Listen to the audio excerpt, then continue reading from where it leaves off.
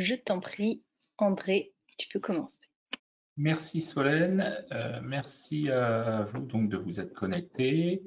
Donc nous allons vous présenter le projet et la continuité du projet ICERAM. Alors c'est une réunion un petit peu bizarre parce qu'on ne voit personne, si ce n'est un PowerPoint, et on va le dérouler et on aura vos questions sur plus tard. Donc voilà, donc ICERAM produit des implants biocompatibles évidemment depuis maintenant plusieurs années, a été à l'origine de 3 premières mondiales, ce qui est, je trouve, pour une société comme la nôtre, une vraie valeur. Voilà. Aujourd'hui, nous avons implanté 69 poses de produits céramiques dans des indications complexes, puisque nous avions un historique important sur des géométries de petits volumes. Voilà, nous avons monté un comité scientifique pluridisciplinaire. ICERAM, c'est une maîtrise totale de ces process de production. 17 brevets, dont notre premier brevet qui a été confirmé aux États-Unis sur le sternum. Et nous avons déjà implanté nos techno innovantes dans 9 pays. Cela a donné 15 publications scientifiques, une vraie valeur. Et aujourd'hui, nous réalisons cette année 2019, l'année dernière 2019, 1,6 million d'euros de chiffre d'affaires. Et nous avons investi en R&D plus d'1,8 million d'euros. Toutes nos gammes donc, sont marquées et doivent être marquées CE pour avoir un accès au marché. Et évidemment, nous sommes basés à Limoges, pôle européen de la céramique, avec un fort patrimoine historique.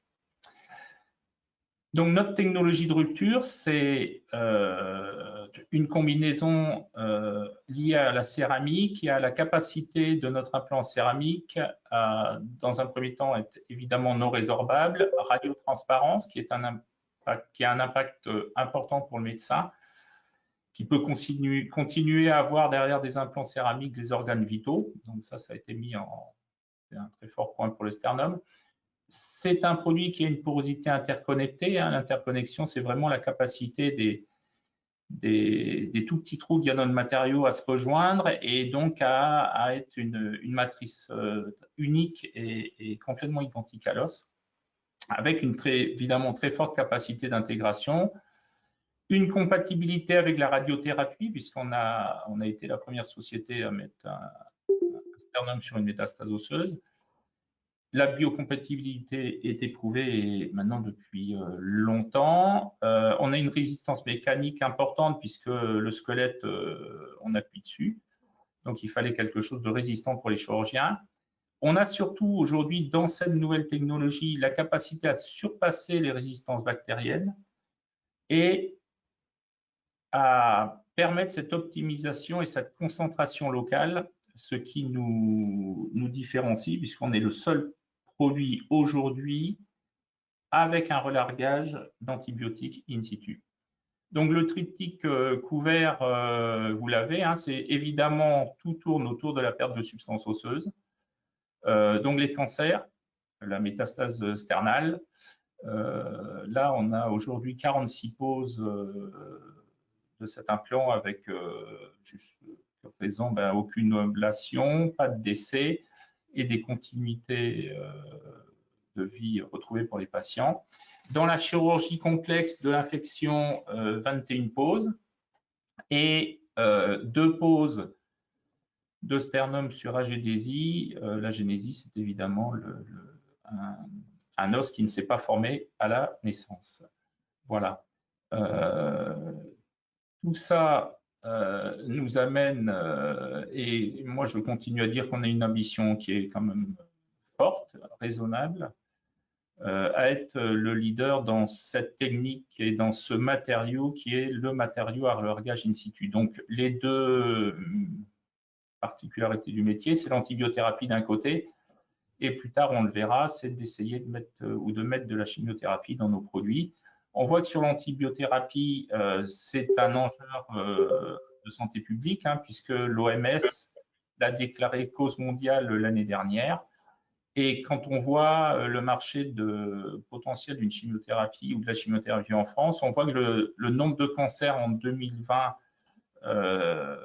était de 19 millions, mais que quand on voit 2040, on a une augmentation globalement très très importante.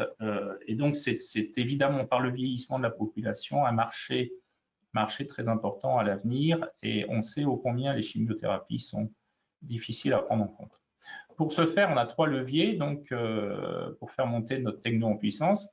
Évidemment, on a un pôle de compétitivité lié à notre ADN, hein, c'est notre R&D. Aujourd'hui, tout est fait en interne, et on continue énormément à travailler sur les avancées pour donner les produits les plus importants. Ça nous a permis d'obtenir des publications scientifiques, hein. Évidemment, elles sont positionnées au plan international, et évidemment, elles sont fondatrices pour la reconnaissance de notre matériel et de nos technologies par le monde médical. Et ce recul, on vous en parle souvent, valide nos solutions dans un marché où je pense qu'ICERAM a mis en éveil la problématique de l'infection, la problématique sternale, du remplacement sternal. Voilà. Mais ce recul clinique est pour nous non négociable, dans le sens où c'est ce qui permettra à tout le monde de se faire opérer en sécurité. Pour ce faire, on a évidemment l'équipe que vous avez pu rencontrer, qui est donc Eric Denest, notre infectiologue, qui est directeur scientifique de la maison, et on a Evelyne Poli, Guillaume Lévesque et Guylaine Barrière, qui ont tous trois qui sont docteurs dans des spécificités que l'on a rendues associées, compatibles, et qui ont permis de développer cela. Ils sont appuyés du comité scientifique. Voilà, hein, c'est des universitaires, des praticiens, des chirurgiens, des chimistes, des microbiologistes, parce que évidemment, on valide nos technos par ce comité, et ils nous guident entre guillemets, et nous préservent de temps en temps en nous posant des questions bien plus pertinentes, puisqu'eux sont au quotidien auprès des patients, auprès des techniques, auprès des documentations qu'on peut émettre. Mais tout ça, c'est intégré chez nous. Voilà, c'est pour anticiper les besoins, bien évidemment, des professionnels. Et nous, on travaille beaucoup avec les chirurgiens. Hein, notre métier est de travailler avec des chirurgiens, qu'ils soient thoraciques, qu'ils soient orthopédistes, et potentiellement demain vers la chirurgie cardiaque. Voilà, et tout ça avec un intérêt pour diminuer les coûts de santé publique. Hein, c'est un des enjeux forts aujourd'hui de nos gouvernants. Voilà, et ça doit permettre de créer le leader mondial de l'antibiothérapie, comme déjà cité. Voilà, donc ce recul scientifique et ces 15 publications sont évidemment d'un intérêt majeur pour la communauté, notamment nos chirurgiens, mais aussi les infectiologues qui sont auprès des patients avec eux. Et voilà, et cette validation incontournable auprès du corps médical, elle peut paraître complexe et longue, mais c'est vraiment un des éléments incontournables. Si vous rencontrez un chirurgien, il y a peu de chances qu'il vous pose un produit qui n'ait pas été ou qui n'ait pas eu de publication. Voilà, et c'est au final ce qui nous permet d'être rassurés quand on va chez le praticien, malgré ses années de métier et malgré sa vision, on a besoin de tout ça. Et ils ont surtout besoin de tout ça pour nous rassurer. Donc le recul clinique aujourd'hui des produits Ceramil, bon, on avait fait cette première mondiale, c'est la première fois qu'un implant a été implanté dans une zone entre guillemets infectée, avec une désunion de peau. Voilà, aujourd'hui on a 4 ans et 6 mois de recul. Monsieur PM va très bien. Sur le reportage de Française, il rêvait de pouvoir bêcher son jardin, c'est toujours le cas. Voilà. Et la deuxième indication, là aussi, qui était la première fois qu'on mettait un implant à relargage dans le squelette, et là c'était un genou. Aujourd'hui, 3 ans de recul, pas de complexité, pas de retour, pas de surinfection. Voilà.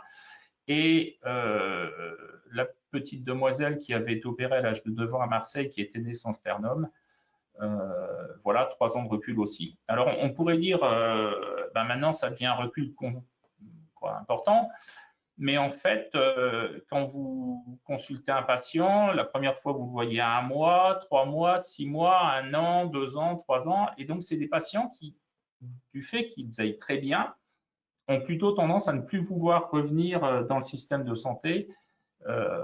Voilà, donc ce recul clinique, il nous permet aujourd'hui d'aller loin, en fait, et il nous a, par ces premières mondiales, permis de rencontrer ou d'implanter notre technologie dans plusieurs pays, plusieurs continents. Voilà, et nous vous avons positionné les premières poses dans chacun de ces pays d'une technologie novatrice, entre guillemets. Voilà, et une société comme ICERAM, où on pourrait dire 2019, 1,6 million d'euros de chiffre d'affaires, ce qui est potentiellement, on pourra dire, un petit chiffre d'affaires, nous a permis déjà d'être présents dans des pays, dans des centres qui ont la plupart du temps reposé nos technos. Donc ça, c'est un élément majeur pour l'avenir.